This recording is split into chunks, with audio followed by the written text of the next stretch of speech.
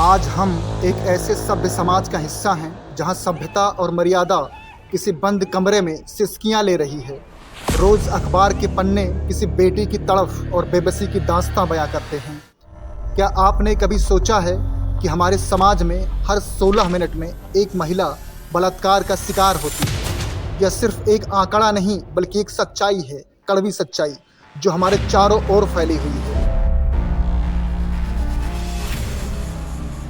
हाल ही में कोलकाता, बिहार, उत्तर प्रदेश और महाराष्ट्र में एक के बाद एक दुष्कर्म की घटनाएं पूरे देश को शर्मसार कर रही हैं। आज देश में ऐसी घटनाएं school, college, hospital, film industry, बस और ट्रेनों से रोज निकल कर आती हैं। भारत में रेप की घटनाओं की बात करें तो राष्ट्रीय अपराध रिकॉर्ड ब्यूरो की रिपोर्ट के अनुसार हर साल हजारों मामले दर्ज होते हैं। साल 2022 में ही लगभग 31,516 रेप के मामले दर्ज हुए। वहीं साल 2021 में 31,677 और साल 2020 में 28,000 से भी ज़्यादा मामले दर्ज हुए। जैसे ही हम ये आंकड़ा देखते हैं, याद रखें कि हर संख्या के पीछे एक जिंदगी है, एक सपना है जो कहीं ना कहीं टूट गया है। अगर ये घटना आपके किसी करीबी के साथ हो तो आप क्या करेंगे? अगर हम भारतीय राज्यों की बात करें तो साल 2022 में राजस्थान में ऐसे मामले सबसे ज़्यादा दर्ज हुए। 5,399 मामलों के साथ राजस्थान प्रथम, 3,690 मामले उत्तर प्रदेश में और उसके बाद 3,000 से भी ज़्यादा मामले मध्य प्रदेश में दर्ज हुए। अन्य राज्यों में जैसे महाराष्ट्र, दिल्ली, बिहार, पश्चिम बंगाल, उत्तर पूर्व के राज्य और दक्षिण भारत में आप वर्तमान स्थिति देख सकते हैं।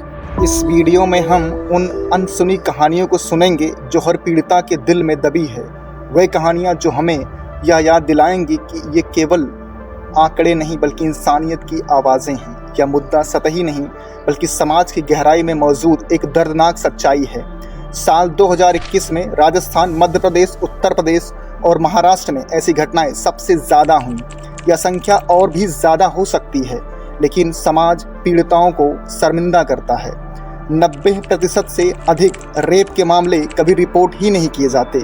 क्या हम उन्हें चुप रहने के लिए मजबूर कर रहे हैं? साल 2021 में पूरे भारत में 96% से अधिक ऐसे मामले आए जहां अपराधी महिला का ही परिचित था। इनमें से अधिकांश घटनाओं में आरोपी पीड़िता के जान पहचान वाले ही होते हैं, चाहे वह फ्रेंड्स हों, लिव इन पार्टनर्स हों, फैमिली फ्रेंड्स हों या कोई अन्य जानने वाला। साल 2021 में कुल 31,677 मामलों में से 28,147 मामले ऐसे थे जहां लड़कियां अपने जानने वालों में ही किसी हैवान के हवस का शिकार बन गईं। अब तक आपने जो देखा वो बस एक शुरुआत है। अगली जानकारी आपको हैरान कर देगी।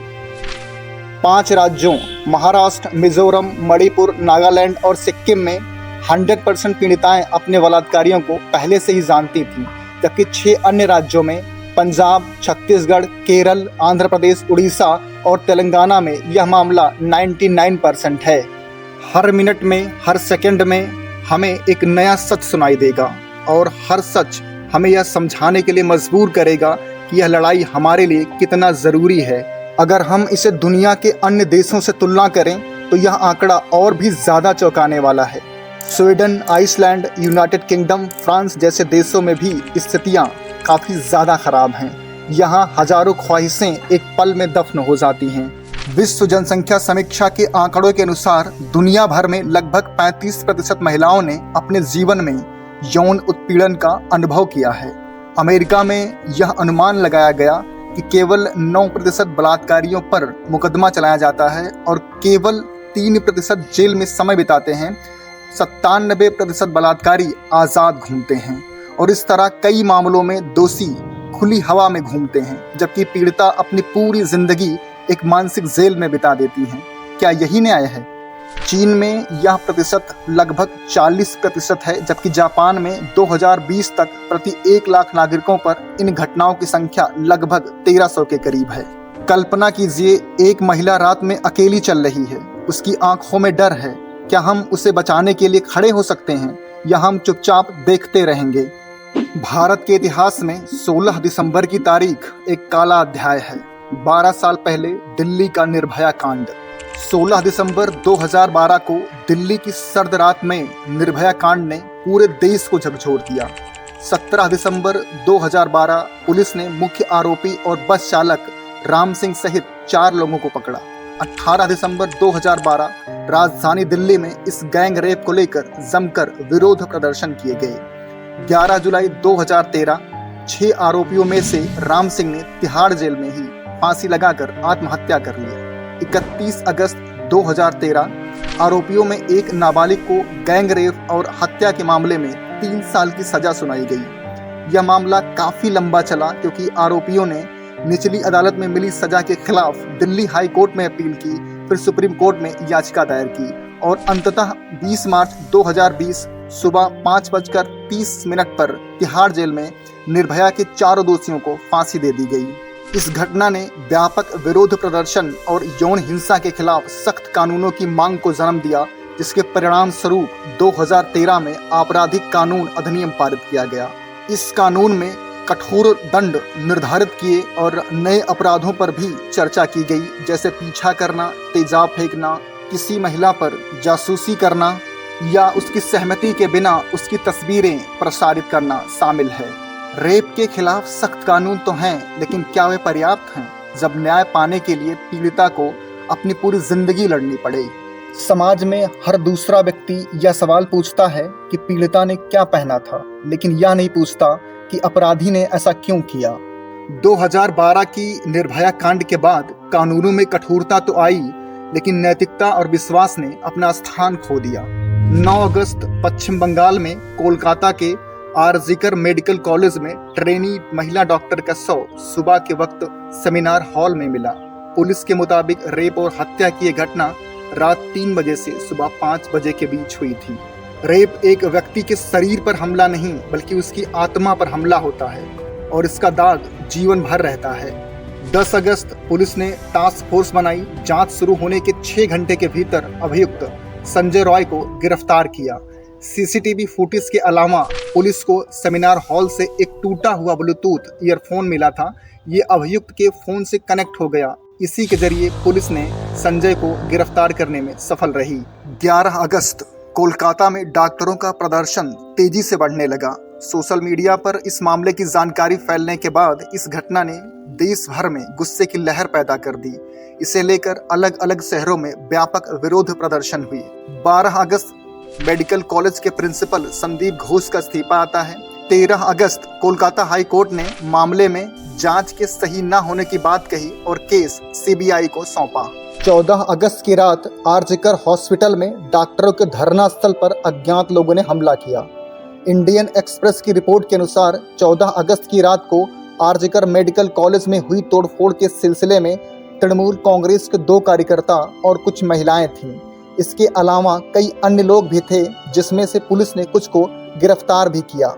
इनमें से अधिकांश लोग अस्पताल के 5 किलोमीटर के दायरे में रहते हैं और कुछ अपने दोस्तों के साथ आए थे। इसमें से शामिल हैं सौमिक दास, जो जिम ट्रेनर और लोकल टीएमसी कार्यकर्ता हैं। हालांकि पार्टी के लोगों ने इसे मानने से इनकार कर दिया। उन्होंने कहा, मुझे नहीं लगता कि हमारी पार्टी का है। आजकल हर कोई टीएमसी समर्थक या कार्यकर्ता है। 16 अगस्त पश्चिम बंगाल की सीएम ममता बनर्जी ने सड़क पर उतरकर मार्च निकाला। इस मार्च की बीजेपी और कई अन्य लोगों ने आलोचना की। 20 अगस्त कोलकाता रेप मर्डर मामले में सुप्रीम कोर्ट ने स्वतः संज्ञान लेने के बाद सुनवाई की। सुप्रीम कोर्ट ने देश भर के डॉक्टरों और मेडिकल स्टाफ के लिए सुरक्षा बंदोबस्त के अभाव पर चिंता व्यक्त की और एक राष्ट्रीय टास्क फोर्स के गठन का प्रावधान किया। 2 सितंबर सीबीआई ने आरजीकर मेडिकल कॉलेज और अस्पताल के पूर्व प्रिंसिपल संदीप घोष को गिरफ्तार कर लिया। 3 सितंबर घटना के 1 महीने के भीतर पश्चिम बंगाल विधानसभा में सर्वसम्मति से अपराजिता महिला और बल विधेयक 2024 पारित हुआ। इसमें कई प्रावधान शामिल थे, जैसे अगर रेप पीड़िता की मौत होती है या फिर वह कोमा में जाती है तो दोषी को फांसी दी जाएगी। रेप गैंग रेप के दोषियों को पैरोल के बिना उम्र कैद की सजा दी जाएगी। 9 सितंबर सुप्रीम कोर्ट में इस मामले को लेकर सुनवाई हुई। कोर्ट ने सीबीआई को नई जांच रिपोर्ट जमा करने के लिए 17 सितंबर तक का वक्त दिया और अब 17 सितंबर के दिन सुप्रीम कोर्ट ने सीबीआई की रिपोर्ट पर गौर करते हुए कहा, रिपोर्ट में दिए गए निष्कर्ष वाकई परेशान करने वाले हैं। अदालत ने सीबीआई की जांच पर संतुष्टि जताई और कहा जांच के लिए सीबीआई को समय देना होगा। पश्चिम बंगाल की मुख्यमंत्री ममता बनर्जी द्वारा जूनियर डॉक्टरों की मांग पर सहमति जताई गई और इनमें से अधिकांश मांगों को मान लिया गया। रेप केवल एक अपराध नहीं है, यह एक मानसिक आघात है जो जीवन भर के लिए पीड़िता के साथ रहता है। एक ऐसा दाग जो कभी मिट नहीं सकता। क्या हम इसे बदलने का साहस रख सकते हैं? आइए अब समझते हैं कि ऐसे कौन से कारण हैं जो रेप के लिए मुख्यतः जिम्मेदार हैं। यहाँ आपको कारणों की एक पूरी श्रृंखला मिलेगी, लेकिन वो एक कारण जो आपको कहीं नहीं मिलेगा और ना ही कोई इस बारे में बात करता है, वो है लड़कियों का इस समाज में कमज़ोर दिखना, या यूँ कहें योजनाबद्ध तरीके से उन्हें कमज़ोर दिखाया जाना। ढूंढने पे आपको हज़ारों कारण मिल जाएंगे जो आपको बताएंगे कि एक दरिंदे ने एक लड़की के साथ ऐसा क्यों किया। विशेषज्ञों का मानना है कि रेप का सबसे बड़ा कारण पितृसत्तात्मक समाज है, जहां महिलाओं को पुरुषों से निम्न समझा जाता है। इस असमानता के कारण पुरुषों में एक मानसिकता विकसित हो जाती है कि वे महिलाओं के शरीर पर अधिकार रखते हैं। कुछ प्रचलित मान्यताओं और शोधों में ऐसा पाया गया कि भारत के 3 राज्यों में राजस्थान, उत्तर प्रदेश और मध्य प्रदेश में रेप के मामले में बढ़ोतरी का एक बड़ा कारण समाज में सामंती विचारधारा का होना बताया। सामंती विचारधारा यानी एक शासक राज करने के लिए कई सारे सामंत पालता है और सामंत राज करने के लिए ढेर सारे गुर्गे पालता है। ये गुर्गे खुद को हाथी समझते हैं और जनता को चींटी। इनको लगता है कि मैं कुछ भी करूं, राजा तो संभाल ही लेगा। और इसका ताज़ा एग्जाम्पल आप संजय रॉय और प्रज्वल रेवन्ना जैसे मामलों में देख सकते हैं। यूनाइटेड नेशन पॉपुलेशन फंड और WHO द्वारा किए गए शोध यह दिखाते हैं कि जिन देशों में सेक्स एजुकेशन की कमी होती है, वहाँ युवाओं में सेक्सुअल बिहेवियर के प्रति गलत धारणाएं विकसित हो जाती हैं, जिसमें रेप और सेक्सुअल वायलेंस के मामलों में वृद्धि होती है। डॉक्टर डेविड लिसाक, जो सेक्सुअल वायलेंस पर शोध करने वाले प्रमुख मनोवैज्ञानिक हैं, उन्होंने बताया कि रेप करने वाले अधिकांश पुरुषों में गहरी आक्रामक प्रवृत्तियां होती हैं। उनके अनुसार रेप केवल सेक्सुअल सेटिस्फैक्शन के लिए नहीं, बल्कि दूसरों पर अपनी शक्ति का प्रदर्शन करने के लिए किया जाता है। डॉक्टर एलिजाबेथ मोर्रे द्वारा किए गए एक अध्ययन में यह पाया गया कि कई बलात्कारी बचपन में शारीरिक या यौन शोषण का शिकार होते हैं, जिसमें उनमें हिंसक प्रवृत्तियां पनपती हैं। आपने पिछले कुछ सालों में नोटिस किया होगा कि मूवी और वेब सीरीज के माध्यम से कैसे सेक्सुअल वायलेंस को धीरे धीरे आपके सबकॉन्शियस माइंड में सॉफ्ट पोर्न के रूप में बैठाया जा रहा है। उल्लू टीवी, MX प्लेयर जैसे एप्लीकेशन तो पूरी की पूरी B ग्रेड फिल्मों से भरे पड़े हैं और इस तरह के कंटेंट को देखने की कोई भी आयु सीमा नहीं है। इसे 8 साल का बच्चा भी अपने फ़ोन में आसानी से देख सकता है। डॉक्टर जूडिथ हरमन एक प्रसिद्ध मनोचिकित्सक हैं। उन्होंने अपनी पुस्तक ट्रॉमा एंड रिकवरी में बताया कि रेप का अनुभव शारीरिक चोटों के साथ साथ गहरे मनोवैज्ञानिक घाव छोड़ जाता है। इससे पीड़िताओं में डर, गुस्सा और अपने आत्मसम्मान में कमी जैसी समस्याएं होती हैं। 1972 में एन बर्जेस और लिंडा होलस्ट्रॉम ने रेप से होने वाली जिंदगी भर के भौतिक और भावनात्मक पीड़ा को एक नाम दिया, रेप ट्रॉमा सिंड्रोम। उन्होंने देखा कि महिलाओं ने रेप को एक बहुत ही डरावनी और खतरनाक घटना के रूप में महसूस किया। वह अक्सर अनिद्रा, एंजाइटी, बुरे सपने आना और समाज से कटे रहना, लोगों पर भरोसा न करना, ये सब महसूस करती हैं। हर पीड़िता की एक कहानी होती है जो कभी किसी ने नहीं सुनी। आज हम उन कहानियों को सुनेंगे जो समाज ने नज़रअंदाज कर दिए। एमनेस्टी इंटरनेशनल और ह्यूमन राइट्स वॉच ने अपने शोध में पाया कि रेप की शिकार महिलाएं अक्सर सामाजिक कलंक का सामना करती हैं। कई समाजों में पीड़िताओं को ही दोषी ठहराया जाता है, जिससे वे न्याय के लिए आगे नहीं आती। इस कलंक और सामाजिक दबाव के कारण पीड़िताओं की आवाज़ दबा दी जाती है।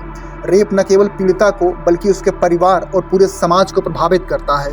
मध्य प्रदेश की 23 वर्षीय महिला ने कहा कि उनके साथ सामूहिक रेप हुआ और जब उन्होंने इसकी शिकायत पुलिस से कराई तो उनके पति ने उन्हें ही छोड़ दिया और गांव वालों ने महिला और उनके माता पिता को गांव से बाहर निकाल दिया। अगर यह घटना आपके किसी प्रियजन के साथ होती तो आप कैसा महसूस करते? क्या हम इस दर्द को महसूस कर सकते हैं जो हर दिन कई महिलाएं झेलती हैं? 28 वर्षीय राजस्थान की एक महिला जो 3 महीने की गर्भवती थी, जब उसके साथ ये घिनौना कृत्य हुआ तो गांव के कई लोगों ने उस पर तथाकथित ओझा गुड़ी के साथ अवैध संबंध रखने का आरोप लगाया।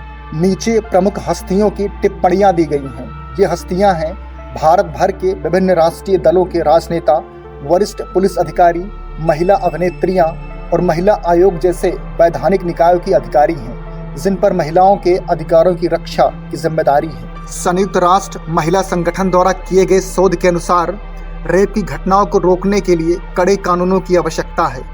विशेषज्ञों का मानना है कि न्याय प्रणाली को तेज और प्रभावी बनाना आवश्यक है ताकि पीड़िता को जल्द न्याय मिल सके। WHO और यूनाइटेड नेशन पॉपुलेशन फंड द्वारा किए गए अध्ययन बताते हैं कि रेप के बाद महिलाओं को सहायता और समर्थन देने वाली सेवाओं का अभाव है और इस कारण वे मानसिक और सामाजिक रूप से टूट जाती हैं।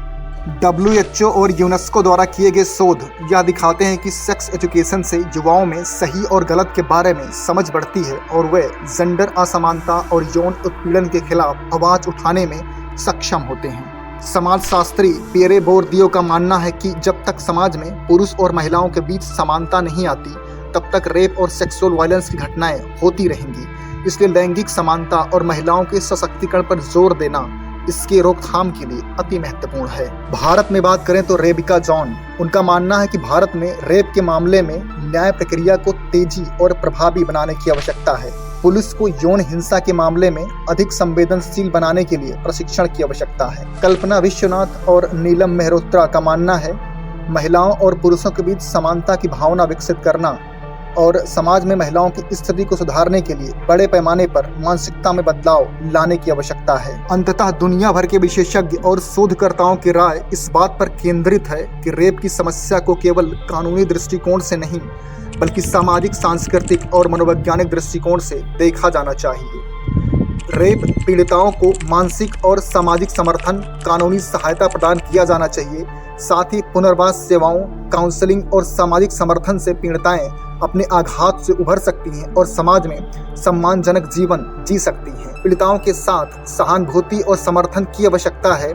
समाज में लैंगिक समानता, यौन शिक्षा और न्याय प्रणाली में सुधार के माध्यम से इसे रोका जा सकता है। अब यह आपकी जिम्मेदारी है कि आप इसे दबने देंगे या इसे समाज तक पहुंचाएंगे। फैसला आपका है। हर आवाज मायने रखती है और हर कदम इस लड़ाई को मजबूत करता है। यह वीडियो यही खत्म होता है, लेकिन यह कहानी नहीं। असली कहानी तब शुरू होती है जब आप इस मुद्दे पर खड़े होंगे।